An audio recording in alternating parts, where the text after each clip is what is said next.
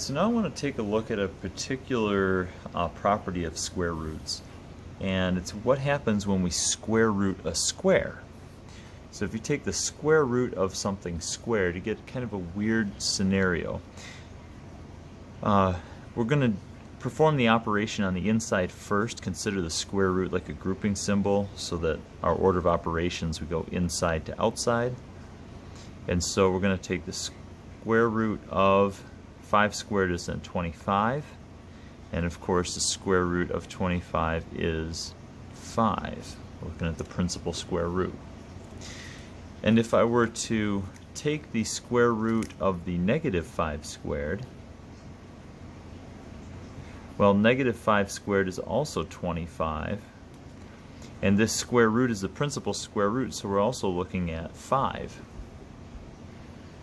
And so we have the same output. You would think that because a square root and a square are reversing each other, that you would just get out what you put in. But that's not the case when you put in a negative. Put in negative 5, you get out a positive 5. Notice also what happens if you were to take the absolute value of a number.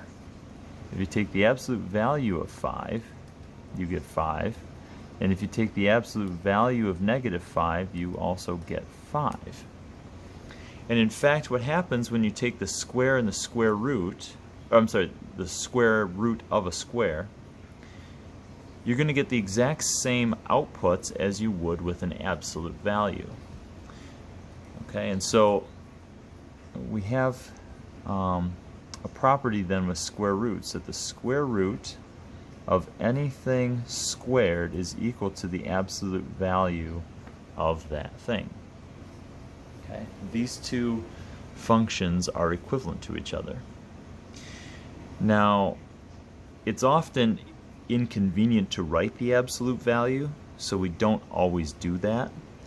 I will say this, that the square root of x squared is equal to x when x is greater than or equal to 0.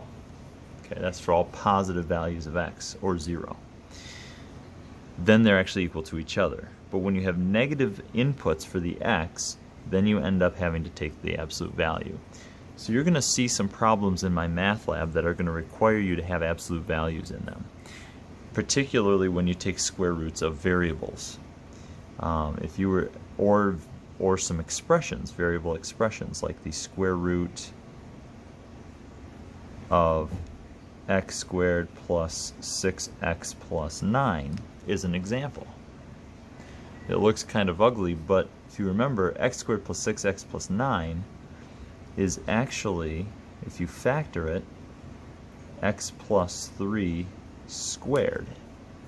Remember, we did those perfect square trinomials in chapter 5. And then if you take the square root of a square, it becomes an absolute value. So we'd have absolute value of x plus 3. Okay? And so we can create absolute value functions from square roots.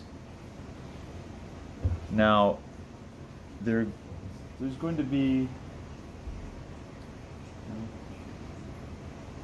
there's going to be some simplifying that we do later on in this chapter where we're going to ignore the square root and we're just going to assume that the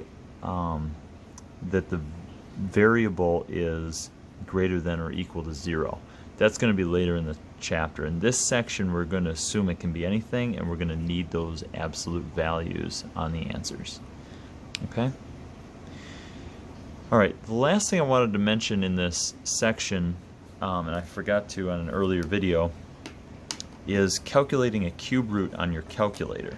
I think that's an important thing. It's not as easy to find as the square root. So just very briefly, if I want to do the cube root of a number like 27. Now hopefully you know that 3 cubed is 27, so the answer to this should be 3. Right? But your calculator can do cube roots. It's just a little bit harder to get there. If you go to your math button math menu, you'll find cube roots right here. It's the fourth option down. If you hit enter and then type in your 27, you get an answer of 3. Okay, so easy enough, but you just got to know where to find it. So it's under the math button, and then it's the fourth one down. Okay, all right.